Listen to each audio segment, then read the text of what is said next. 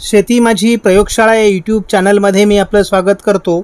या चॅनलवर आपण नवीन असाल तर या चॅनलला सबस्क्राईब करा। या चॅनलचे नवनवीन व्हिडिओ पाहण्यासाठी बेल आयकॉन नक्की दाबा। आपणास व्हिडिओ आवडल्यास लाईक आणि शेअर अवश्य करा। नमस्कार, मी डॉक्टर मच्छिंद्र बांगर महाराष्ट्रातील हवामान परिस्थिती संदर्भात ताजी अपडेट देणार आहे। हवामानात एक महत्त्वाचा बदल असा होतोय की जसा WD उत्तर भारतात सक्रिय होतोय तसं बंगालच्या उपसागरात देखील बाष्प अधिक प्रमाणात तयार होण्याची शक्यता आहे। हवामानात अजून तरी कुठल्याही मॉडेलने पावसास अनुकूल स्थिती दाखवली नाही, परंतु भविष्यात ही निर्माण होऊ शकते। महाराष्ट्रात ठिकठिकाणी ढगाळ परिस्थिती निर्माण होऊन हलका शिडकाव होत असतानाही दिसतंय। या मॉडेलमध्ये विदर्भात, खास करून पूर्व विदर्भात दिसत असलेले ढग हे बाष्पयुक्त आहेत, त्यामुळे या भागात काही ठिकाणी पाऊस पडतोय। विदर्भात तयार होणारे ढग हे स्थानिक स्वरूपाचे आहेत, त्यामुळे या ठिकाणी स्थानिक स्वरूपाच्या ढगातून हलक्या स्वरूपाचा पाऊस होऊ शकतो असा सध्या अंदाज आहे। आपण समोरील उपग्रह छायाचित्रामध्ये स्पष्टपणे बघतो की विदर्भात स्थानिक स्वरूपाचे ढग निर्माण होत आहेत आणि त्यामुळे हलक्या स्वरूपाचा पाऊस विदर्भ मराठवाड्याच्या काही भागात निर्माण होऊ शकतो। JFS मॉडेलमध्ये महाराष्ट्र ढगाळ परिस्थिती दाखवली जात नाही, कारण जोपर्यंत स्थानिक स्वरूपाचे कमी कालावधीसाठी तयार होणारे ढग हे कोणतेही मॉडेल दाखवत नाही। 8 तारखेला देखील फारसं पावसाळी वातावरण नाही। स्कायमेटनुसार पुढील 3 दिवसामध्ये 7 तारखेला फारसं पावसाळी वातावरण नाही,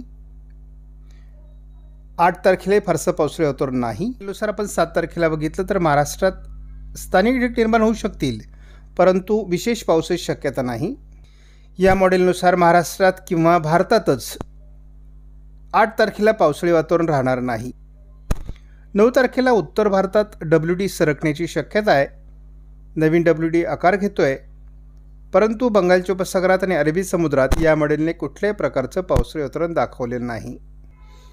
मराठवाड्याच्या दक्षिणी भागात आणि पूर्व विदर्भामध्ये हवेचा दाब कमी होत असल्यामुळे या ठिकाणी बाष्पयुक्त ढग स्थानिक स्वरूपात तयार होत आहेत आणि या ठिकाणी हलका शिडकावा काही भागात पडल्याची शेतकऱ्यांनी कळवलं आहे। साधारण हे वातावरण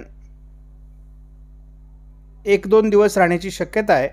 जसाही महाराष्ट्रातील कुठल्याही भागात हवेचा दाब कमी होईल त्या ठिकाणी स्थानिक ढग निर्माण होणार आहेत आणि मग हलका एखाद दुसऱ्या ठिकाणी पाऊस पडेल, परंतु तो पाऊस तसा फारसा प्रभावी असणार नाही किंवा फार नुकसानकारक असणार नाही। जवळपास 9 तारखेपर्यंत फारसं प्रभावी अशा प्रकारचं वातावरण महाराष्ट्रात निर्माण होईल असं कुठलंही लक्षण नाही। या मॉडेलमध्ये आपण स्पष्ट बघतो की जसं जसं कमी दाबाचं वातावरण तयार होतं आहे तसं विदर्भामध्ये ढगाळ वातावरण तयार होतं आहे।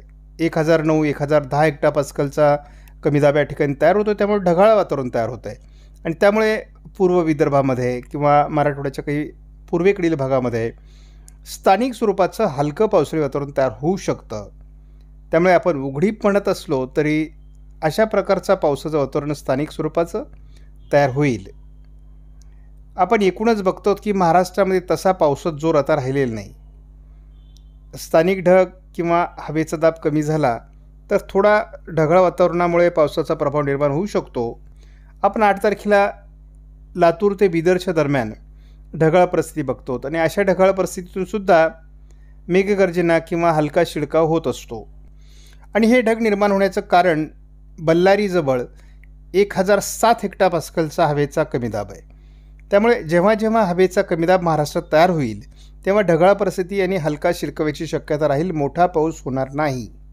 तसं आपण 9 तारखेवरही नजर टाकली तरी महाराष्ट्रामध्ये लातूर आणि या परिसरामध्ये म्हणजे लातूर, बिदर, सोलापूरच्या दरम्यान पावसास अनुकूल अशी स्थिती निर्माण होते आहे, त्यामुळे या ठिकाणी शेतकऱ्यांनी काळजी घेण्याची गरज आहे। आपण बघतो नांदेड, लातूर, थोडा धाराशिवचा भाग, सोलापूर पूर्व भागामध्ये हे ढगाळ वातावरण असणार आहे। स्थानिक कमी दाबामुळे महाराष्ट्रात ढगाळ वातावरण, हलका पावसाचा शिडकावा हा मेघगर्जनेसह होऊ शकतो, त्यामुळे हा अंदाज सर्वांनी लक्षात घेणं गरजेचं आहे।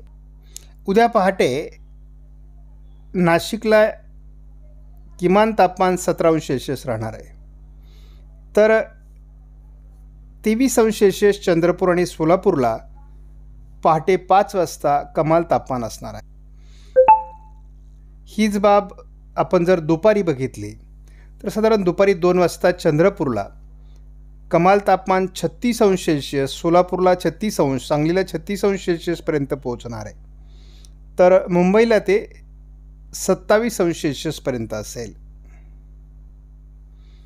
एकूणच व्हिडिओमधील माहिती आपणास महत्त्वपूर्ण वाटल्यास लाईक करा, शेअर करा, चॅनलला सबस्क्राईब करा. धन्यवाद. जय हिंद, जय महाराष्ट्र, जय बळीराजा.